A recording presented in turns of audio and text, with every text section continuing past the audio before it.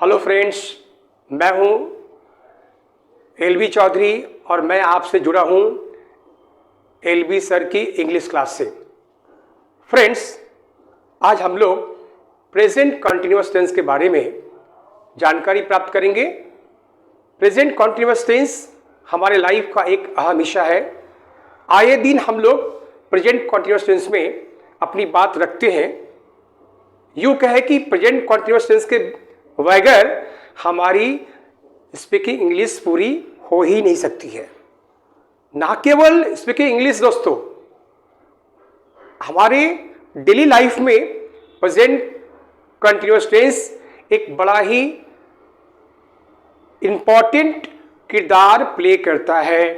Present continuous tense में हम अपनी बात रोज रखते हैं, लेकिन हमें इसकी जानकारी नहीं होती है। तो आइए दोस्तों, आज हम in details present continuous tense के बारे में आपको बताएंगे, बहुत ही सरल और आसान भाषा में, जिसको सुन करके, वीडियो को देख करके आप लोगों की प्रेजेंट कंटिन्यूअस टेंस की जानकारी बहुत ही मजबूत होगी और आप फ्लुएंटली स्पीकिंग इंग्लिश में आप इसकी प्रयोग कर सकते हैं।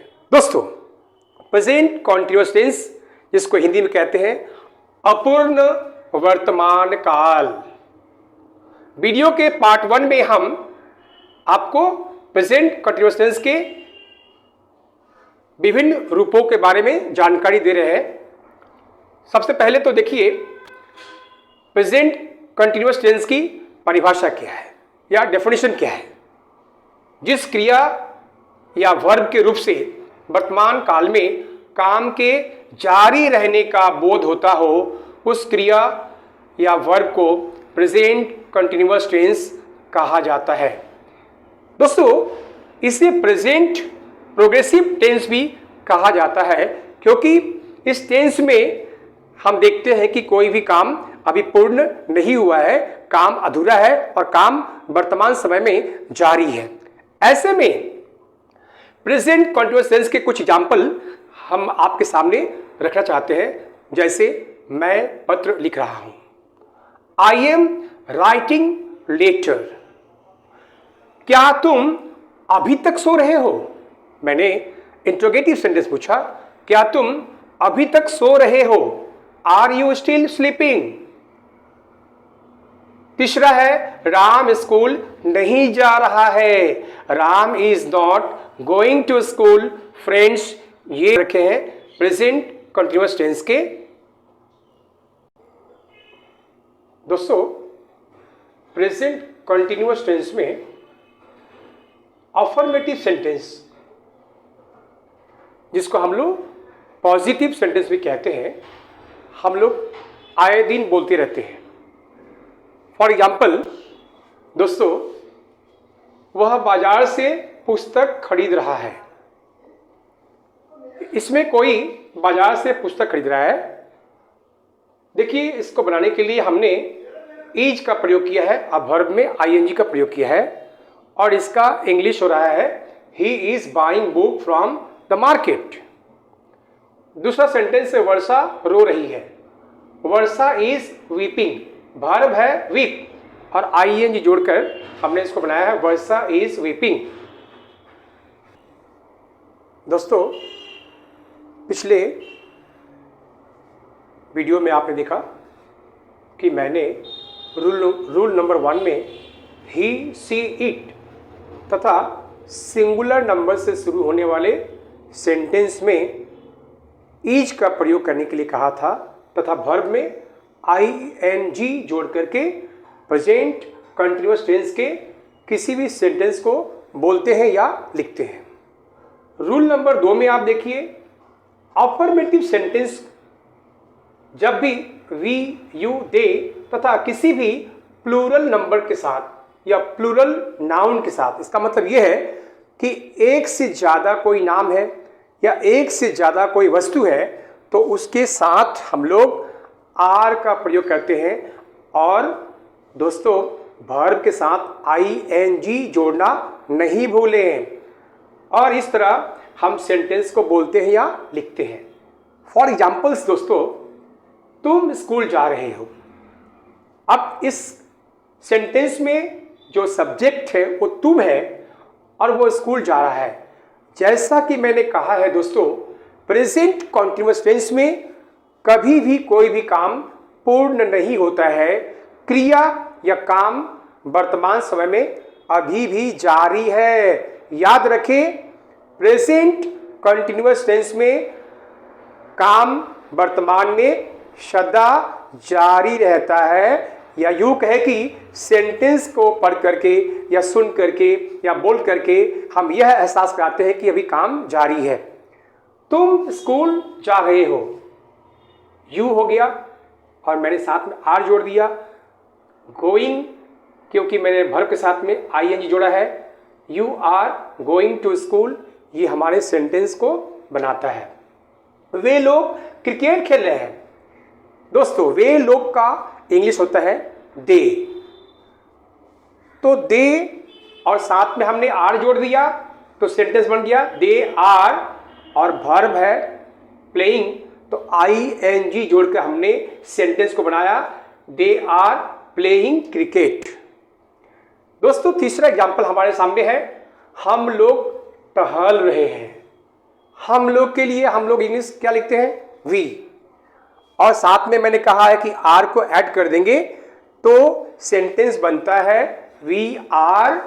टहलने का इंग्लिश होता है वॉक, साथ में हमने आईएनजी जोड़ करके इसको बनाया वी आर वॉकिंग। दोस्तों, अब अफर्मेटिव सेंटेंस के रूल नंबर 3 में आई के साथ एम तथा वर्ब के साथ आईएनजी जोड़कर सेंटेंस को बोलते या लिखते हैं। जैसे मैं सो रहा हूं, आई एम स्लीपिंग। तो ये दोस्तों 3 रूल मैंने आपको डिस्कस किया। इन 3 रूलों में हमने अफर्मेटिव सेंटेंस के बारे में आपको जानकारी दी। प्रेजेंट कॉन्टिन्यूअस टेंस में अफर्मेटिव सेंटेंस बोलने या लिखने के क्या तरीके हैं, सही मैं इस वीडियो में। अब नेगेटिव सेंटेंस में अफर्मेटिव के तमाम रूल्स को फॉलो करेंगे और केवल नॉट एक्स्ट्रा प्रयोग करके हम प्रेजेंट कंटिन्यूअस टेंस के नेगेटिव सेंटेंस को बोलते हैं या लिखते हैं।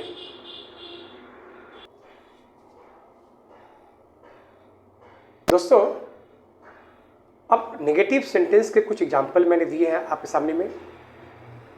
देखिए, राम घर नहीं जा रहा है। मैंने राम ये सब्जेक्ट है, एक नाम है, इसलिए इसमें इज लगाया है और साथ में एक्स्ट्रा मैंने नॉट लगाया है going to home. Ram is not going to home, ये पूरा सेंटेंस है। सेकेंड सेंटेंस में है वह बाजार नहीं जा रहा है। वह के लिए ही और साथ में इज और नॉट मैंने एक्स्ट्रा में जोड़ करके going to market, he is not going to market किया है। तीसरा एग्जाम्पल, वे लोग क्रिकेट नहीं खेल रहे हैं। माइंड इट, मैंने पिछले डिस्कशन में कहा था कि अफर्मेटिव सेंटेंस के तमाम रूल्स को फॉलो करेंगे, केवल नेगेटिव सेंटेंस में नॉट एक्स्ट्रा से जोड़ करके हम प्रेजेंट कंटिन्यूअस टेंस में सेंटेंस को नेगेटिव बनाते हैं। थर्ड एग्जाम्पल हमारा है, वे लोग क्रिकेट नहीं खेल रहे हैं। They are not playing cricket. दोस्तों, they are not playing cricket.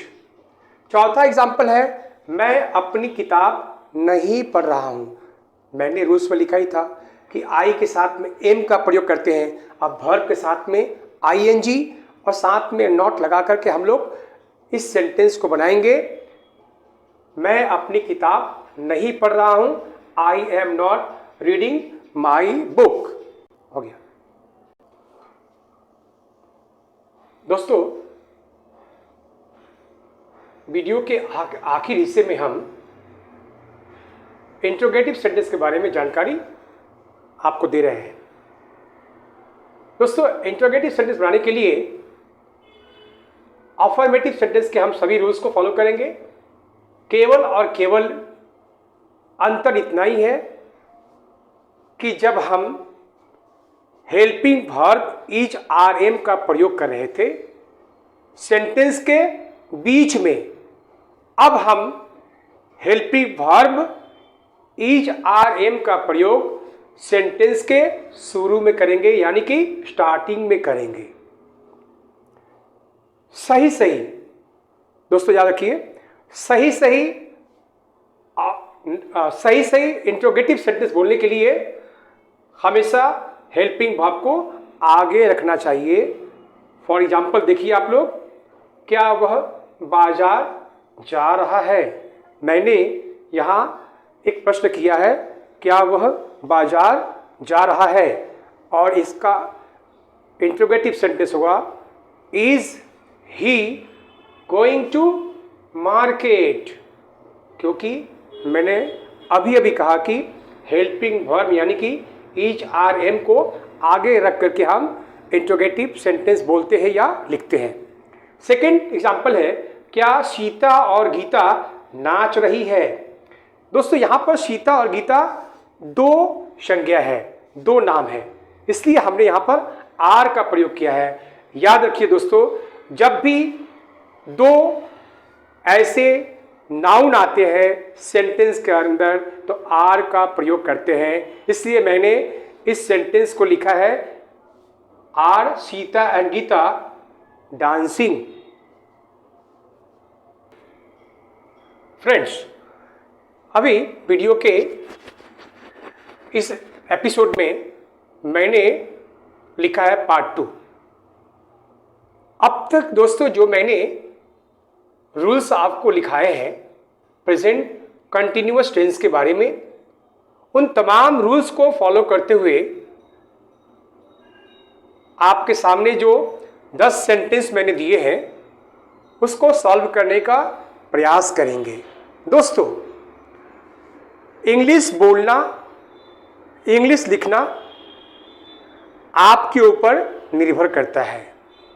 मैं या कोई भी टीचर आपको रूल्स रेगुलेशंस के बारे में बता सकता है, लेकिन दोस्तों इनिशिएटिव यानी कि कोशिश आपकी होनी चाहिए। Friends, until and unless you are not showing courage, mind friends, हिम्मत और जज्बा अगर आप में नहीं है तो आपका कोई भी काम सफल नहीं होगा। ऐसे में दोस्तों, आप अगर अपने अंदर की झिझक, अंग्रेजी में कहते हैं हेजिटेशन को, अगर आप नहीं छोड़ते हैं तो इंग्लिश आप ना तो बोल पाएंगे और ना तो सीख पाएंगे। नंबर 1। नंबर 2, फ्रेंड्स, कोशिश करने वालों की कभी हार नहीं होती है।